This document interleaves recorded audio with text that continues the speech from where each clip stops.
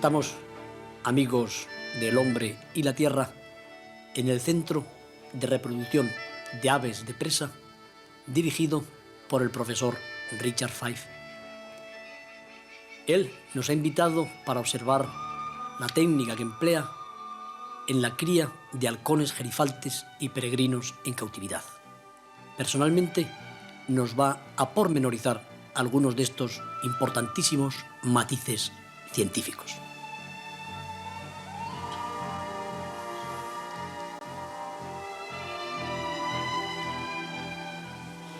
Uno de los elementos más útiles con que contamos es el empleo de monitores de televisión.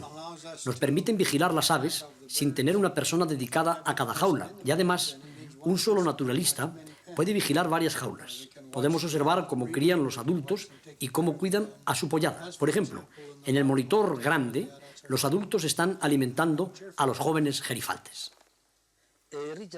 Richard, ¿cuántas rapaces han nacido en su centro? Hemos criado aproximadamente 300 aves.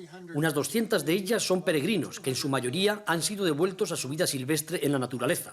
De hecho, algunos de ellos están criando de nuevo en libertad. Queridos amigos, acaba de decirnos el profesor Richard Fife que 300 aves de presa, de ellas 200 halcones peregrinos, han nacido ya en cautividad en este centro del Canadá. La mayor parte de los aficionados a la naturaleza, de los proteccionistas de las aves de presa, saben que los halcones se encuentran en grave peligro. Se han contaminado prácticamente en el mundo entero y sobre todo en América con DDT en sus tejidos. Esto altera su capacidad reproductora. Pero hay muy pocos proteccionistas que sepan que está prácticamente resuelto el problema de la reproducción de los halcones en cautividad. Hace solamente 10 o 15 años parecía prácticamente imposible. Hoy se están reintroduciendo ya en la naturaleza, concretamente en Canadá, decenas y decenas de halcones peregrinos. Mi buen amigo, el profesor Richard Fife, ha sido uno de los pioneros en este trabajo fascinante. Por eso va a ser él, personalmente, quien nos va a contar, aprovechando nuestra estancia en Canadá y en el centro que dirige, las particularidades de este trabajo, de este programa verdaderamente fascinante y creo que de absoluta importancia para el futuro de los halcones en la naturaleza. En 1970 nos percatamos por primera vez del problema de la disminución de los peregrinos cuando estábamos realizando un reconocimiento a nivel nacional. Se decidió que deberíamos poner en cautividad algunas aves jóvenes y tratar de hacerlas criar y quizá poderlas devolver a su medio silvestre cuando hubiera desaparecido el problema de los pesticidas. Nuestro amigo, el profesor Richard Fife, nos sigue contando los pormenores de su operación de reproducción de halcones en cautividad para la posterior reintroducción en la naturaleza. El primer problema fue el de construir los espacios adecuados para que los halcones, aves que difícilmente se habían reproducido antes en cautiverio, pudieran dar rienda suelta a su parada nupcial. Hicieron enormes jaulas como esta que está ocupada por una pareja de los raros gerifaltes blancos que está alimentando a unos polluelos. Estas grandes jaulas, que tienen más de 15 metros, sus diámetros mayores, por 8 o 10 metros de altura, perfectamente ventiladas, carecen de cualquier tipo de acondicionamiento climático. Tienen, sin embargo, cámaras de televisión y micrófonos que recogen tanto la imagen como los sonidos de los halcones, con objeto de poder seguir sus movimientos desde el interior del laboratorio de los científicos. Podemos nosotros, gracias al esfuerzo del profesor Fife y de sus colaboradores, contemplar una pareja de los bellísimos halcones gerifaltes blancos. Normalmente los ayudantes de Fife les observan no solamente a través de la televisión, sino a través de una mirilla de cristal que únicamente resulta transparente por un lado. No hay ningún tipo de techo en las grandes jaulas ocupadas por los halcones peregrinos y por los gerifaltes. Una fuerte tela metálica clavada a un entramado de madera, con objeto de que los halcones no pretendan pasar a través de ella, permite que las condiciones climáticas sean prácticamente las mismas que en el exterior. En el suelo de la gran jaula crece libremente la vegetación.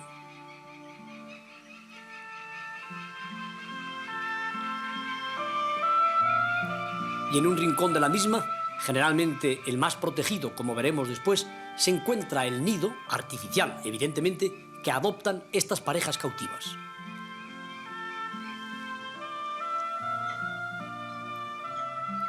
Por ejemplo, la pareja de halcones gerifaltes blancos, rarísimos y valiosísimos, como les decía, está criando a 3 polluelos de color pardo que no son hijos suyos, sino adoptados. Todos los sonidos que emiten los gerifaltes son perfectamente captados por el micrófono que conduce directamente a los monitores de televisión. Podemos ver nosotros a esta vieja hembra de gerifalte blanco que aún no ha sido capaz de criar por sí misma, pero que sin embargo saca perfectamente adelante a los polluelos adoptados en compañía del bellísimo y blanco macho.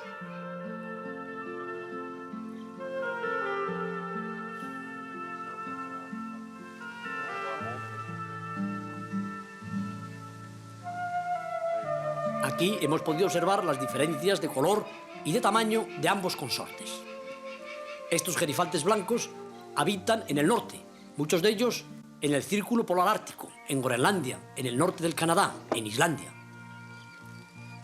Los colaboradores del profesor Richard Fife pueden observar perfectamente desde el interior de casetas adecuadas que están dentro de las jaulas muy de cerca y no solamente a través de los monitores de televisión a sus pupilos. Por ejemplo, podemos ver nosotros a través de los ojos del ayudante del profesor Fife cómo el blanco gerifalte se dispone a alimentar a sus 3 hijos adoptivos.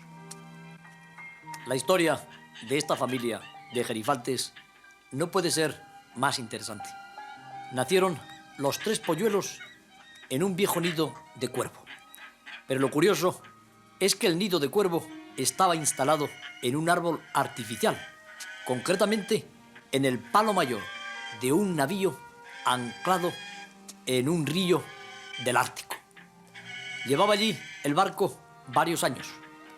Habían criado tranquilamente los cuervos en su nido improvisado hasta que una primavera los halcones gerifaltes, más fuertes que ellos mismos, les arrebataron la cómoda plataforma.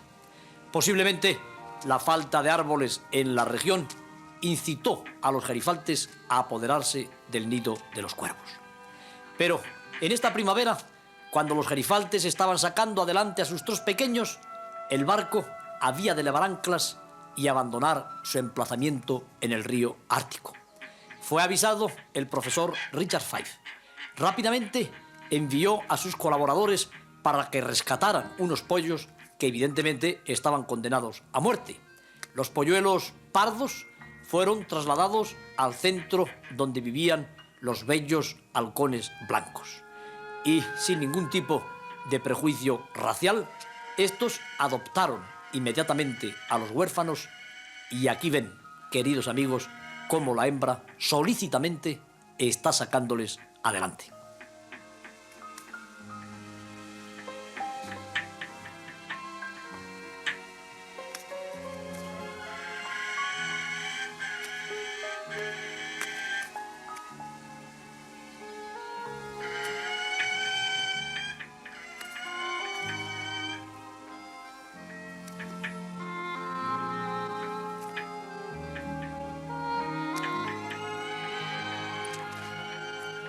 Quizá este sea el mejor aprendizaje para que por primera vez en el centro de Richard Fife la pareja de blancos y bellos gerifaltes del Ártico pueda poner huevos y sacar adelante a sus propios hijos. Este será otro gran éxito del profesor Fife, que ha conseguido ya tantos polluelos de halcón peregrino.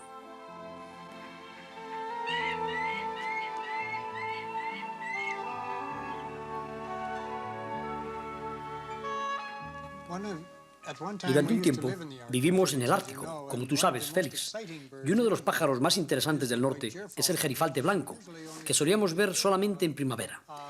Pero en cierta ocasión tuvimos la oportunidad de filmar estas aves en los lugares donde tienen sus nidos.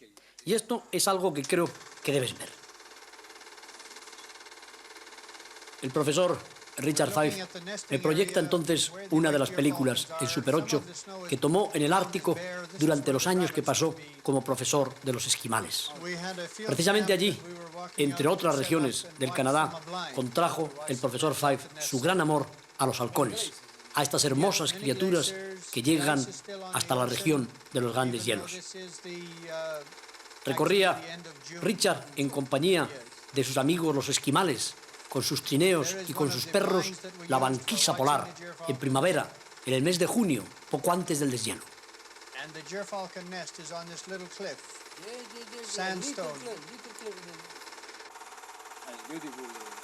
Estas expediciones le permitían observar y filmar prácticamente a todas las criaturas salvajes que viven en el Ártico. Le sigue contando el profesor Fife cómo fue capaz de instalar un hide, es decir, un escondite cerca del nido de un gerifalte blanco.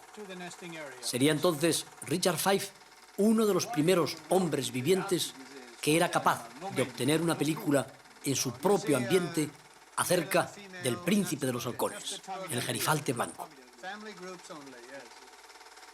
Un ave que en la Edad Media llegó a alcanzar cotizaciones elevadísimas y por la que hoy día darían un tesoro los emires del petróleo. Precisamente en la filmación y en la observación de los halcones salvajes, Richard Fife fue adquiriendo los notorios conocimientos respecto a la conducta reproductora de estas aves. Esta experiencia le permitió después formar un equipo que hoy está sacando adelante en su centro científico 300 pollos, como nos ha dicho, de halcones para repoblar la población. Descubrió también, por primera vez en el mundo, el profesor Fife, que los halcones de las praderas son capaces de transportar en el pico a sus polluelos exactamente igual que puede hacer un mamífero con una cría. Este es un dato absolutamente inédito que nos pone perfectamente de manifiesto el enorme interés de las observaciones y las filmaciones de este científico canadiense. Pero volvemos nosotros a las jaulas para ver ya pormenorizadas las distintas fases en la compleja crianza de los halcones peregrinos y los halcones gerifaltes. Aprovechamos la oportunidad para decir que en estos momentos hay un gran centro en los Estados Unidos de América dirigido por el profesor Kate en Cornell, donde también se reproducen halcones, y otro en Berlín, en Alemania, dirigido por el profesor Christian Saar. Philip, que es el ayudante del profesor Fife, abre la trampilla que comunica con el nido artificial donde acaba de depositar un huevo una hembra de halcón peregrino, concretamente de Falco peregrinus anatum, del raro halcón de los patos norteamericano que se encuentra en periodo de extinción. Con este huevo, que acaba de poner, como decimos, el halcón, llega al laboratorio donde lo introduce en una incubadora. No se deja a los halcones que incuben sus propios huevos, puesto que si lo hicieran, pondrían solamente 3 o 4, que es el número normal de la puesta, mientras que si les quitan los huevos a medida que les van poniendo, llegan a poner hasta 9 o 10, con lo cual se multiplica su descendencia. En el interior de la incubadora, con los huevos que han sido retirados los días anteriores, permanecerá el huevo del halcón durante 32 o 33 días. Diariamente se pesan estos huevos para constatar su pérdida de peso que indican que la incubación va en marcha.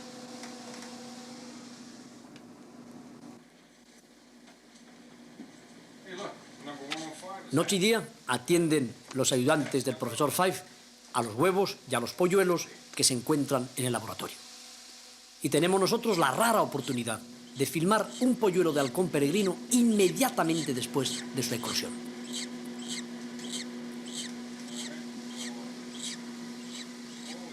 Nada más nacer, e incluso antes, dentro del cascarón, el polluelo del halcón emite unas llamadas que tienen la misión de estimular a su madre para la protección y para la alimentación. Son las mismas llamadas que en este momento está emitiendo el pequeño polluelo de halcón recién nacido, que lo primero que ve en su vida es la faz y el aspecto del hombre. Pero el hombre, en este caso Philip, el ayudante de Richard Fife, no cuenta con medios propios para calentar al halcón recién nacido. Para suplir esta deficiencia biológica, cuenta, sin embargo, con medios técnicos. El pequeño halcón es introducido durante unas horas antes de comer, mediante unas horas en las que se nutre con su propio vitelo en el interior de una estufa incubadora. Extraído posteriormente, se dispone Philip a darle la primera comida. No deja de ser este un momento trascendental e importantísimo también en las relaciones entre madre adoptiva e hijo.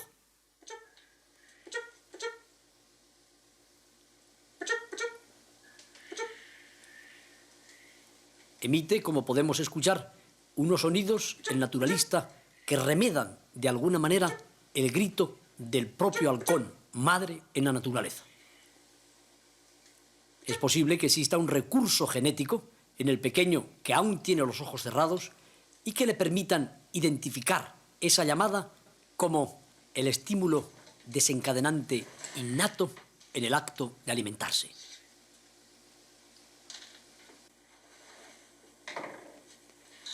Se anota cuidadosamente la hora de la comida y habrá de esperarse a que el pequeño halcón consuma todo el buche para establecer el ritmo alimentario.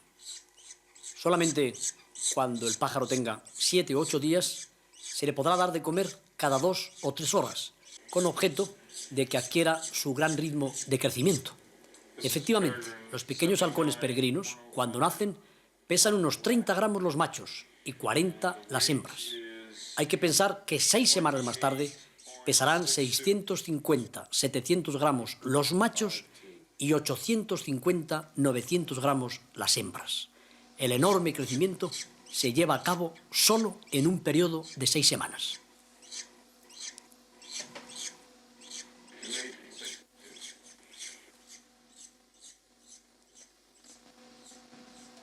Durante los primeros días de su vida, los pollitos de halcón peregrino prácticamente no ven, incluso después de haber abierto los ojos. Por consiguiente, el comportamiento del ave y el del hombre que le cuida debe ser sobre todo acústico. Tenemos ya un polluelo próximo a las 2 semanas. El grado de crecimiento ha sido muy elevado y supera ya la mitad del peso que va a tener durante el resto de su vida.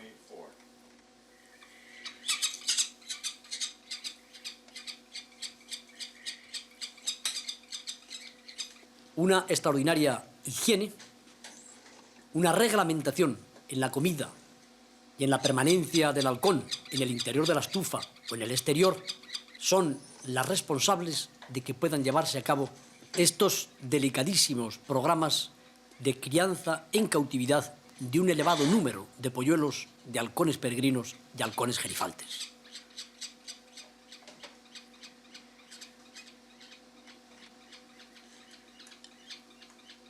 Cuando el polluelo ha superado los 10 o 12 días de edad, come ya con gran facilidad, como puede observarse. Se va acercando el momento de llevarle nuevamente en compañía de sus verdaderos padres. La razón por la que se lleva a cabo esta reintroducción del joven halcón en la jaula paterna se debe a la circunstancia biológica de que si el pequeño fuera criado y alimentado permanentemente por el hombre hasta que llegara a emplumarse totalmente, quedaría absolutamente impregnado o troquelado y tendría serios problemas para emparejarse con un miembro de su propia especie cuando llegara a la madurez.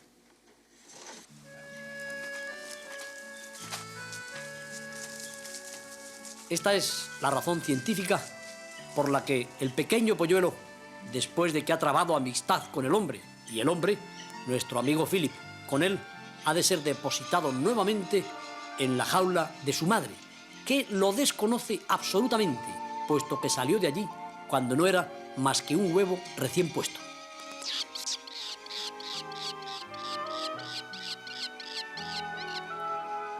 Sin embargo, la capacidad de los halcones peregrinos y de los halcones gerifaltes para adoptar a crías desconocidas es elevadísima. Son contados los casos en que una hembra de halcón peregrino motivada rechaza a un polluelo, cualquiera sea su origen, que se pone en su nido artificial.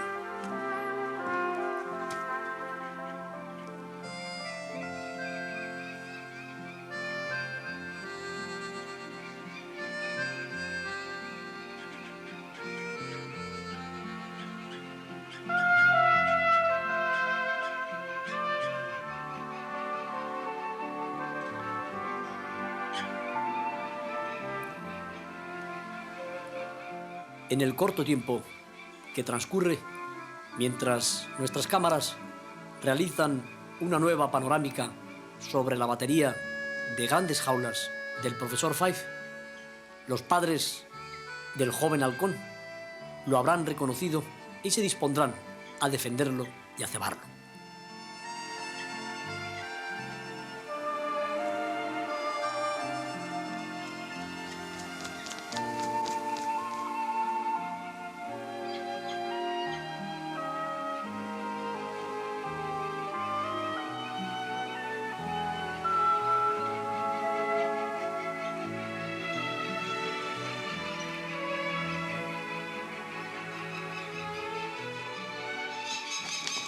El primero en posarse cerca del pequeño es el macho.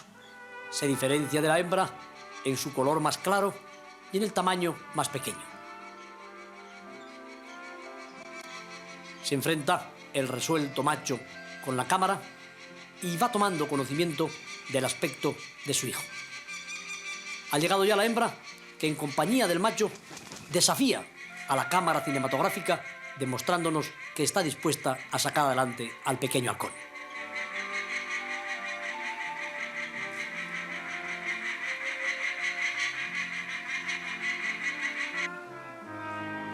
Pero únicamente pasará 2 semanas el joven halcón peregrino en compañía de sus padres. Nuevamente, cuando tenga 4 semanas, será retirado del nido artificial por Philip.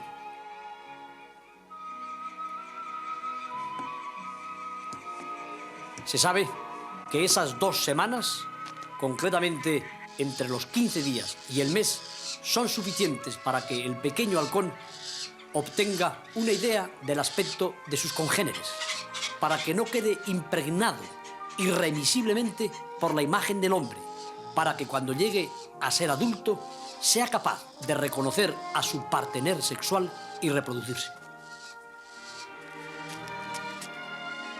En esta gran cámara, depósito, donde son colocados los polluelos de 4 semanas, hay también una pareja de pequeños pollos que aún no han sido llevados con sus padres naturales. Aquí los halcones comerán ya solos, crecerán muy aprisa, perderán la gran masa de plumón que cubre sus cuerpos y que tiene la misión de defenderles de las bajas temperaturas ambientales y de camuflarles en sus nidos naturales.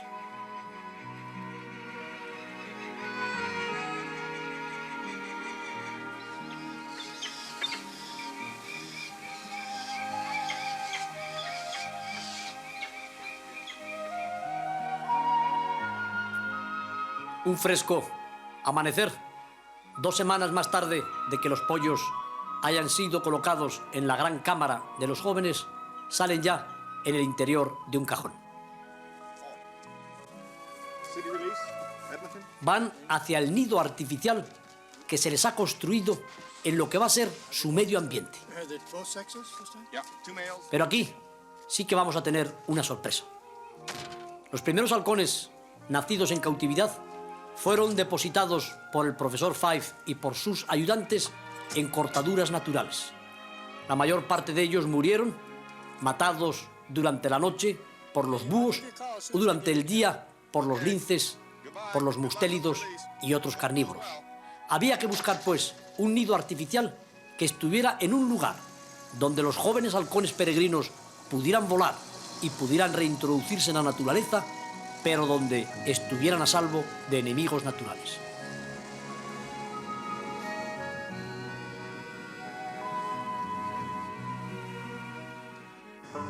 «15 días más tarde pude comprobar personalmente la innovación que Richard Fife había hecho en los procedimientos de introducción en la naturaleza de jóvenes halcones peregrinos. Había colocado el nido artificial en lo alto de un edificio de Edmonton, donde naturalmente no pueden llegar los búhos y mucho menos los mamíferos depredadores.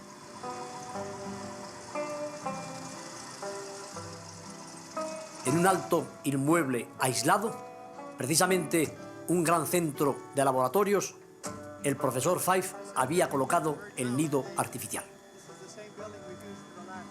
Iba yo a ver en su compañía aquellos jóvenes halcones peregrinos que habíamos visto unas semanas antes en su centro de reproducción volando en plena libertad. Me está explicando el magnífico resultado de estos nidos artificiales situados en plena ciudad.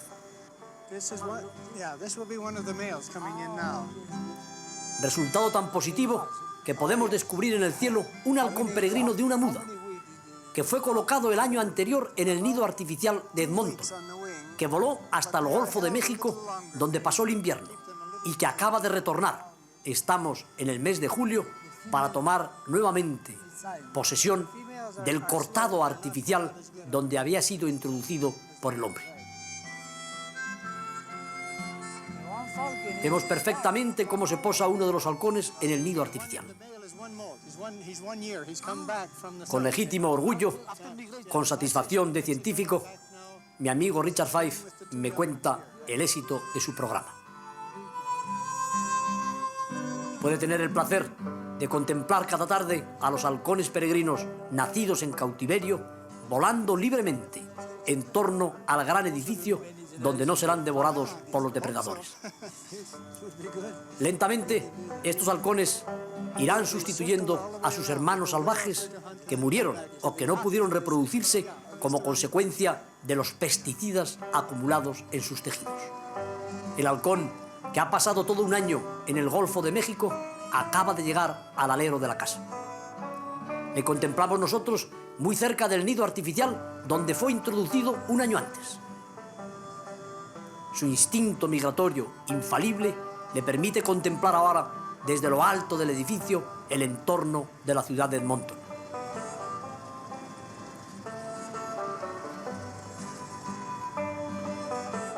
Y dejando aquí al halcón anatum, a esa rara y hermosa especie ornítica que estaba a punto de extinguirse cerca del nuevo emplazamiento que le han fabricado los hombres, a través de sus ojos hacemos la última panorámica sobre esta hermosa ciudad del Canadá, donde vive nuestro amigo y sabio, el profesor Richard Fife.